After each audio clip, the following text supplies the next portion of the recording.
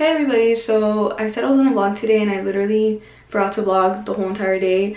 I'm trying to fix the camera angle, but I literally forgot to vlog the whole entire day, so I thought I would just tell my car accident story.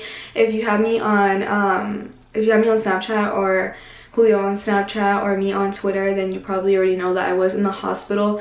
And if you have me on Snapchat, then you know it's because I was in a car accident, or if you have me on Twitter, you'll know it's because I was in a car accident. But nobody really knows like what happened or everything that happened, because it also has like plays into part what we haven't uploaded because everything that has happened. So I thought that I would just come on here and tell you guys like what happened in the car accident, because you know, because we haven't uploaded, and it's also because me and Julio split up, but like this also is like a big part of it of why I haven't been able to upload. But so basically what happened is I was in a very bad car accident. It was a severe head-on collision. It was really bad.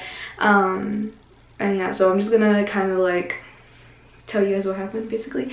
And I'm sorry that I know I'm gonna be all over the place. Like this is my second time filming this. I know I'm gonna be all over the place, and it's just because it's kind of hard to remember certain things. Me and Julio have a schedule for the kids. We have like a whole entire schedule. Like I made a whole schedule so we know what days we have the kids and everything like that. Like I'm really organized with it, just because it makes life easier for us, and it's like less arguing, you know, and less like the kids moving around so much. So basically Julio had work. It was Wednesday. It was the 12th of this month. It was the 12th of July. And so Julio had the kids that day, and he actually went to work. And so I was like, okay, like I'm gonna go pick up the kids while you're at work, because I didn't work that day. And I was like, I'm gonna go pick them up. I'll drop them off after we get off of work. So I go to pick them up, and only Eden like came with me because Isabella was asleep. So Julio's mom told me to just leave her. So I take Eden with me, and we're just, you know, we're at the house, and then Julio gets off of work like at 6. So I go and drop off Eden like at about 7:20, you know. So I drop off Eden. Eden's car seat was still in the back of my car. I drive a red Volkswagen GTI. Drove because like my car is gone. But so yeah, so the car seat was still in the back of my car. I didn't take it out just because Julio has another car seat, so there was really no reason for me to take it out. And it was actually kind of like interesting to see what happened to the car seat after that accident, because that's where Eden would have been sitting, you know, which actually kind of freaks me out also. Like it makes me really nervous. But so yeah, so I drop off Eden, and it's 7 o'clock. It's also hard for me to talk about it because it gives me anxiety. Like it gives me really bad anxiety, and I already have anxiety, and this makes it like 8 times worse. But so I drop Eden off, and I leave to go pick up my friend, because me and my friends had plans. It was gonna be me and my 2 friends from work. We had plans to go get coffee with each other. And so one of my friends that works with me, she actually already has a car, so she was just gonna meet us there because she lives around like on that side. But my other friend lives around where I live, so she doesn't live far from where Julio lives at all. She literally lives in between me and Julio. And so I was just gonna pick her up, and we were gonna just go together. So I drop Eden off, and then I go to pick her up. I pick her up, and we drive to Dutch, you know, and then we get to Dutch, and we're like, oh, we don't want Dutch anymore. So then all 3 of us leave, and we go to Wendy's, and we're just like having Frosties and stuff and just like chilling, you know, we're just hanging out. And then it's like 8:50 when we're like, okay, like let's go already. So we get in the car, we say bye to our other friend, and so in the car was me and my friend from work who lives by me.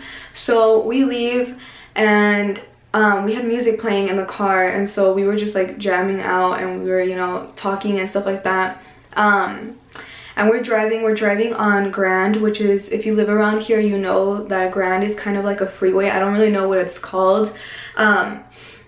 Like I don't even know if it's like refers to as just like a normal, like I don't know, but it's like a freeway, okay, except that you do encounter lights, but it's not frequent at all. Like you encounter lights every once in a while, but it does have like exits and stuff like the freeway, but I don't know if you would consider it a freeway. So people drive like decently fast on there. We're driving, and she's like, oh, like let me put on my seatbelt, and she put her seatbelt on about 3 to 4 minutes before we crashed.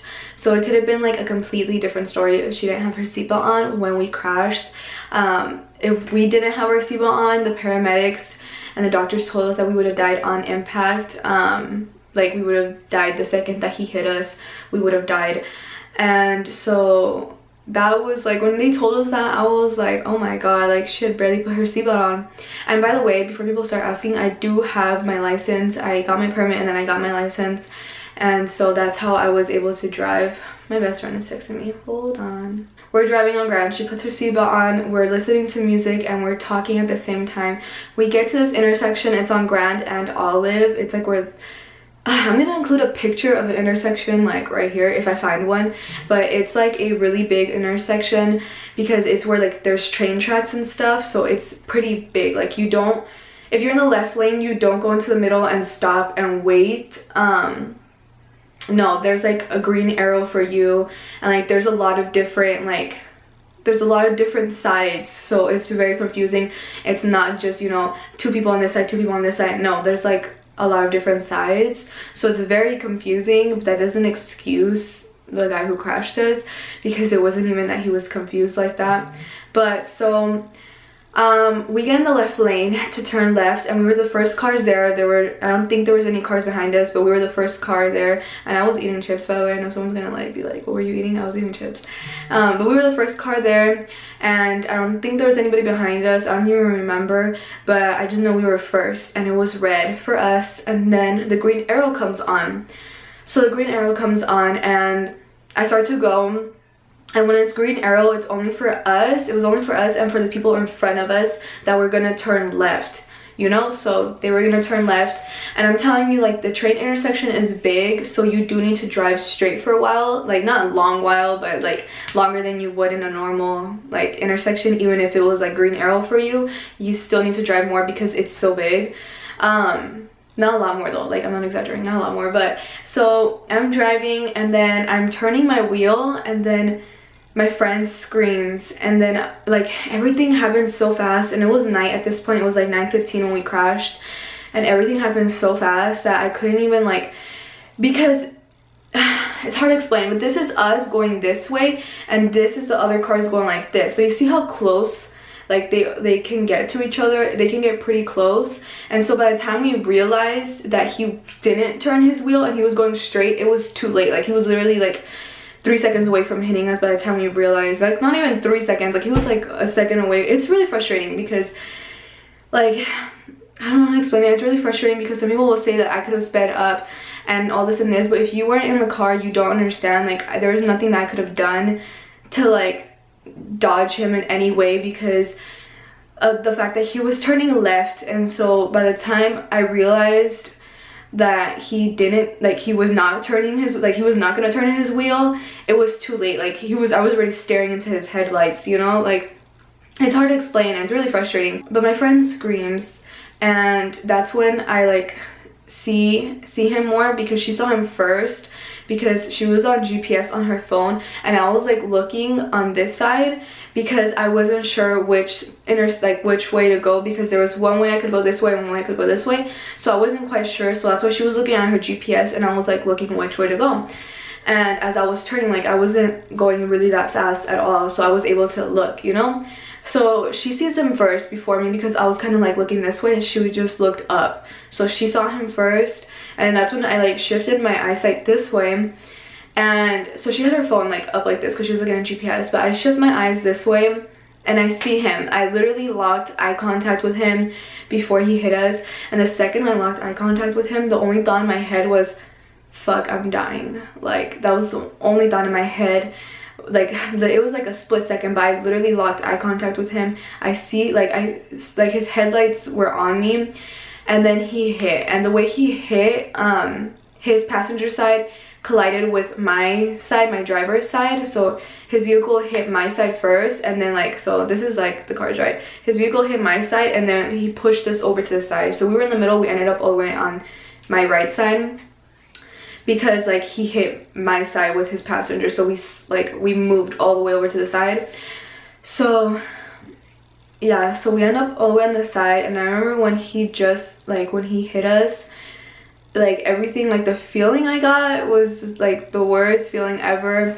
And the second, like I could kind of tell what was happening, but everything was going so fast, like everything was flying everywhere. Like I could see a little bit of the airbag like right in front of me, but I'm pretty sure I did not hit the airbag. The seatbelt, like I'm a really small person, I'm 5 feet and I'm barely hit 5 feet, so I'm like 4'11", I'm around there. I'm really short, so the seatbelt just like snatched me up. My friend, she did hit the airbag, I'm pretty sure, and she got burned by it, but I didn't hit the airbag, but I did feel it like on my nose, but I didn't, like my face didn't hit it. I just hit the back of the headrest really bad, and it's what has me so screwed up is like how bad I hit the headrest in the back.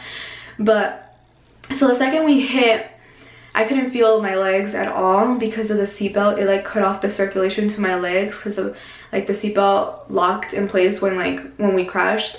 Both my airbags deployed and the seatbelt locked in place, so it like grabbed my waist and it burned me. Like I was burned. Right now it's already like almost all the way gone, but I'll insert a picture. I'll insert a bunch of pictures in the end, but the seatbelt completely like burned me right here, like all the way down. It was like all the way down to my boob. And then I wish I would have taken better pictures of the bruises like on the 4th, 5th day. But so we hit and then everything stops and I could just feel like all of my waist and up was on fire. Like it hurts so bad that the second we hit, like I felt all the pain just like all at once, except I could not feel my legs. And so I could kind of see my friend on my right side, but I couldn't move. Like that's how much pain I was in. I literally could not move. Like I felt like I was paralyzed. And her phone, I saw her pick up her phone and her phone was shattered. And my phone was not shattered. Like my phone's fine, because I had my phone in between my thighs, and my thighs are pretty big, so like my phone didn't like really move, except like when after we hit, my phone fell onto the floor. But like I don't know how to explain it, but my phone did not break. Like I had it in between my thighs and then it just fell onto the floor, but it did not break. And her phone completely shattered by the force of the hit. Like her phone is completely shattered. It does not work at all. But so my phone was not, like I could see my phone lighting up because I was getting YouTube notifications, and so I could see my phone lighting up and I was like, get me my phone, like give me my phone. And she was in shock and like adrenaline hit her. She's like, no, like dude, I gotta get out the car, I have to get out the car. So she gets out of the car and I'm sitting there like I can't move, I can't feel my legs. I could only feel like the amount of pain I'm in from waist up, and the pain was horrible. Like it was so bad. I would give birth 5 times before feeling that kind of pain again. Like it was so bad. And then I remember some guy comes over to my window. I don't know if my window was down or if it was just like broken or whatever, but some guy comes to my window. He's like, what can I do for you, what can I get for you? And I was just like, I need my phone, like my phone's on the floor, like please get it for me. And I wasn't crying yet, but for me, I'm the kind of person that if I'm frustrated or I'm mad or I'm sad or I'm upset or I get in a car accident that's really bad, I start to freak out. I get really bad anxiety attacks, panic attacks. I get really, like, I just start to cry, and like it doesn't matter if I'm like super mad or something, I'll cry. It doesn't matter if I hate somebody and like I'm so mad, I'll still cry. Like I cry for, like I just can't help it, I cry. But I wasn't crying yet, which I was surprised, but he gives me my phone, and when he gives me my phone I just started bawling. But I didn't even call 911. I don't know who called 911. I don't know if it was that guy. I don't know if it was this other lady who got off her car to help us. But there was a lot of witnesses. But he gives me my phone, and the first person I dialed before anybody was Julio. He was the first person I called, and I was surprised that he picked up the phone, but he did. He picked it up like on the second ring. He picks up, and he was like, hello. Like he was confused because usually I don't call him. We just like kind of communicate through text message. I rarely call him. So when I called him, he was kind of like confused. So I think that's also why he picked up, is because he was like, why is she calling me? But he picks up the phone, and oh my god, you guys, the relief I felt. I was like, if he doesn't pick up the phone, like the relief I felt. But he picked up the phone, and then I was just like, Julio, like I got into a really bad car accident. I can't feel my legs, like I need you to come. And I was just telling him, like, you know, like I got into a car accident. And I was like crying, but I was trying to keep my posture, like, so he could understand me. And I'm telling you guys, I really don't know my streets. So he's like, where are you, where are you? And I could hear him like rushing, like grabbing his keys. I could hear him freaking hurtling over stuff. The camera's gonna die, oh my god. I could hear him hurtling over things and stuff, and I was just like, I'm gonna send you my location right now. I sent him my location, and he's, you know, he's racing over and stuff. So he gets my location, he's coming, he tells me, he's like, I'm on my way right now, like I'm going right now. I was just, at this point I was just bawling, like I was in shock. And it was so bad, like the amount of pain I was in was like so incredibly bad. Like my elbow, like what was really bad was my elbow. Also, I felt like my arm was broken because of the way I was holding the steering wheel. Like my elbow was kind of like out a little bit, and like I kind of had it like, I had it like resting on the side of the car. So when we hit, I like bashed my elbow into the side of the car. The same guy who got me my phone comes to the side of the door, and he's like, what's hurting, like what's wrong? And the paramedics still weren't there. Like I don't even know when they called 911, but eventually obviously the cops arrived and the ambulance arrived and everything like that. But so he's like, what's wrong, like what do you need, like we need to get you out of this car. And I was just like, I can't feel my legs, and I was just crying and crying and crying. And he's like, I need to get you out of this car. And the first thing that came into my mind when he said he was trying to get me out the car was, like, as much pain as I was in, the first thought that crossed my mind was, do you not watch Grey's Anatomy? Like, because in Grey's Anatomy, they, like, this little one kid, I don't want to spoil it. Basically, you don't want to move somebody that gets hurt because, like, you need to check their spine and stuff. Like, you could paralyze them. So when he told me, like, I already couldn't feel my legs, you know? So when he told me that, like, let's get you out of this car, I was just kind of like I'm okay. And I told him, I was like, no, like I'm fine, like I don't want to get this car. And then he's like, the car is smoking, so I'm scared that it's gonna blow up. And that's when I really weighed my options. I was like, to blow up and die, or to like possibly maybe like end up paralyzed or something. Like I was like, let's go, let's get out the car. And so he comes, the guy basically carried me. It was him, and I think it was another guy, I'm not sure if there was a second guy, but I just remember the first guy because he was wearing like a really bright yellow shirt. And so he helps me out the car, and he takes me over to the sidewalk. He sits me on the sidewalk, and I remember I could not, like the pain I was in when I was trying to sit straight, like how I'm sitting right now straight, I couldn't do that. Like I had to be like leaned back, and like I had to use my hands to support myself, which was hell because my elbow was so jacked up, and my wrists were jacked up. Like my wrist hurt so bad, especially this side. But so I'm sitting there, and then I call my mom. And so when I called my mom, I already knew, like my mom is so like, she's really dramatic. And I know this is something to be dramatic about because it's like, you know, it was a life or death situation. But when I called my mom, the first thought, like I was just like, please, like don't let my mom crash on her way over here. My mom is not a good driver whatsoever. So I was like, oh my god, like please don't let her crash on her way over here, because my dad, he was living in Reno, Nevada still at that time. So he barely came back here this weekend. This was on the 12th, so he barely came back. But at this time, it was just my mom, my cousin, my little brother who were at the house. So I called my mom, and I'm crying. Like I was not calm at all. I called her, and it's just like, it's my mom, you know, like the second, like if anything happens to me, I want my mom. But I call her, and I'm just crying, and I'm like, please don't freak out, please don't freak out. Like I just kept saying that, like, please, I want you to drive safe, like please don't freak out. And I can't even, like I couldn't even hear her because of how loud everything was. Like all the cars driving around, like everything was loud. Like there was only like one lane that could even move because we blocked the whole thing. But I just remember I kept telling her, like, please don't freak out. And then I told her, and I was like, Mom, like I got into a really bad car accident right now, like it's really, really bad, I need you to come. And she was just like, where are you? And I was like, I'm gonna send you my location, like just please come. And I'm sounding calm right now, but imagine me, like I was crying like so bad. And so she, like I sent her my location, I hang up, and my cousin later on told me that my mom was like panicking like big time. Like my little brother ran out without shoes, and my mom dropped her bag on her way out. So like my mom panicked. She did like panicked really bad. But after I called my mom, I called my dad, but my dad didn't pick up because he was asleep. Eventually he did end up picking up, but my mom called him. but at the time when I called him, he was asleep still, so he didn't pick up. So then I called my sister. My sister works in a hospital and she's studying, you know, to be a nurse and stuff like that, so she knows a chunk of, like, a good chunk of stuff already. So I call her and she picks up and she's like what's going on, you know, because I don't call people really that often. So she picks up and she's like, what's going on? And I'm crying, you know, and so she knows something's up. And I'm just like, I just got into a really bad car accident, like I can't feel my legs. And I just kept repeating myself. I was like, I can't feel my legs, I can't feel my legs, like my waist hurts so bad, I can't feel my legs.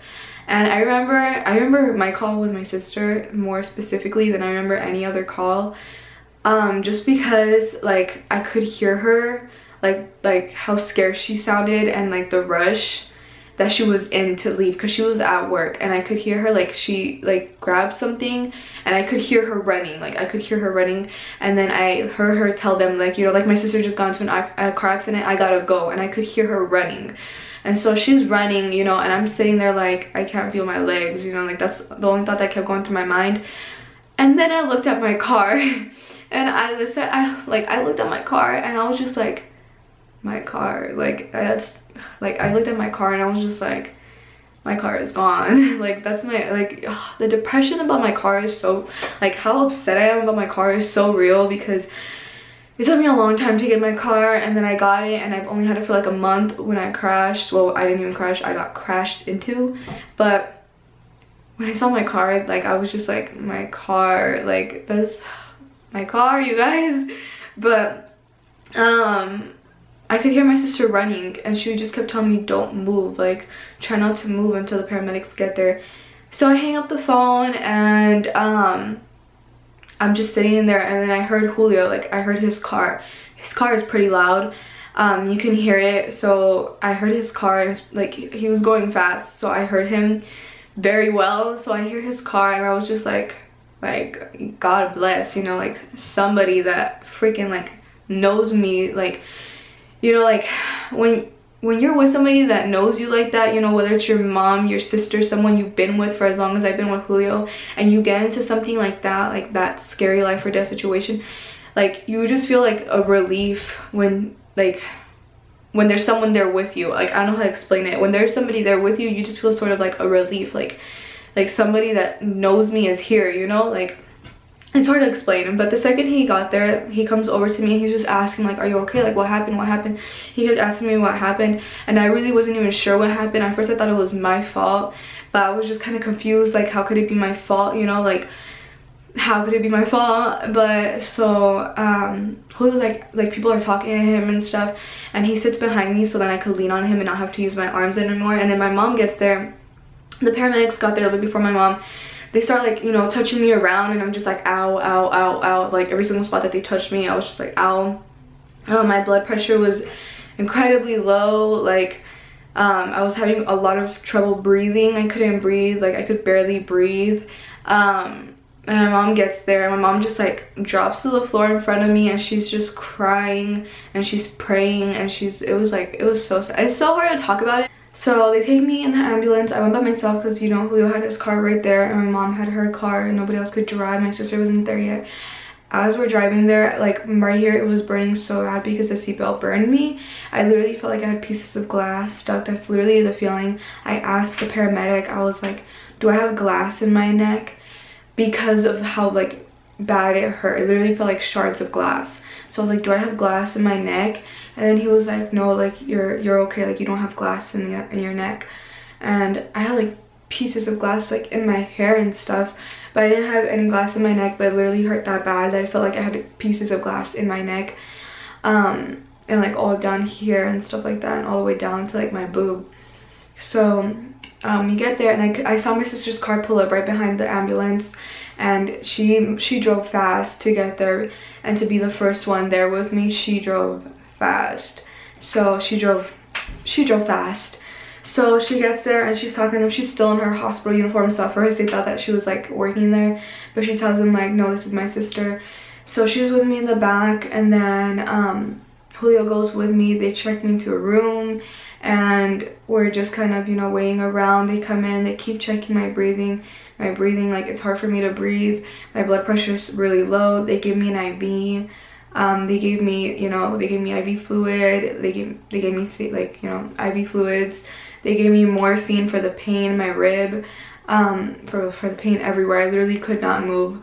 I started to feel my legs a little bit more, which was not good because I was in so much pain. My knees felt like they were cracked in half. Like my knees and my ankles were really bad. My ankles got bruised, which I don't even think I have a good picture of it. I think I have a picture when the bruising was kind of starting to come out. I've been going to physical therapy, like the chiropractor and stuff, and they do physical therapy on us to like get better because my whole entire spine is messed up. Like my whole entire spine is completely jacked up. The back of my neck, like from hitting the headrest, the back of my neck, I teared a lot of ligaments in the back of my neck, and so my neck is like probably the worst thing right now. It's a 2-year recovery for my neck. Like my neck is really bad. My wrist still hurt really bad, and it's been over a week. It's been about 2 weeks now. My wrist is like so bad. My shoulders are really bad. Especially my whole entire right side was worse than my left side, other than my left elbow. My left elbow hurts so bad. I'm bruised internally. I have a very bad concussion. I literally forget words and I forget how to spell things. I can't pick up more than 15 pounds. Like for a while I couldn't pick up Isabella or Eden. Like I can still barely pick up Eden. I can't pick them up in the car seats. My rib is popped out. Like I'm bruised everywhere internally, and it was also, you know, on the outside. The car seat is completely like, it's like all destroyed. Eden would have been in there, you know, like he definitely would not have survived the crash. He would have been in the back seat, and it would have been like, it would have been horrible. But thank God that he wasn't in the car.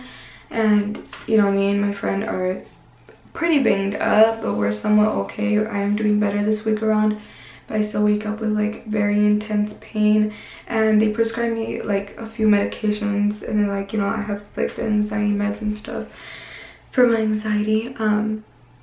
Sleep has been very bad because I dream about the accident, and like I dream about it over and over again, and it's just not something I'd wish on like my worst enemy. I would not wish them to get into an accident like that, just because like the second you hit, you're like, my life didn't even flash before my eyes. Like I didn't even, like I literally hit, and the only thought I could think was like, I'm gonna die. Like that was my only thought, was I'm gonna die. And it's just like a really scary thing to go through. But at the end of this, I'll show you guys my car, some pictures of the bruises. It's gonna be a lot of different like looking pictures because I took pictures from like different times. I almost forgot the most important thing. So the reason why the guy hit me is because he was following somebody else, and he was mad, and he was following somebody who was going incredibly fast, and that is why he lost control and like didn't turn his steering wheel in time. By the time he tried to turn his steering wheel, it was too late. He was already too close to me, and he hit me going incredibly fast just because of like road rage. He was trying to get this other guy, and like he messed up and he hit me. So it's completely like his fault, you know, like there's no doubt about it. There's like witnesses and everything, you know, like yeah. But everybody drive safe, you know, stay alert. I do wish, like, it's just since we were both going left, I assumed he was gonna turn his wheel, and I should not. Like, I mean, you can't not assume that about every single person because that's how you're supposed to drive. But like by the second I noticed, like I realized that he was not turning his wheel, like when my friend screamed, it was too late. Like he, like at that point, he was too close to us, you know. Obviously, like they're pretty close when they barely start turning, you know, like the wheels. So he was too close, he was going too fast, it happened too fast. Once again, pictures will be left at the end, so right after this little ending. But I hope you guys enjoyed. We love you guys so much. Please like, comment, and subscribe, and we will see you guys very soon. And yeah, thank you guys for watching. Bye.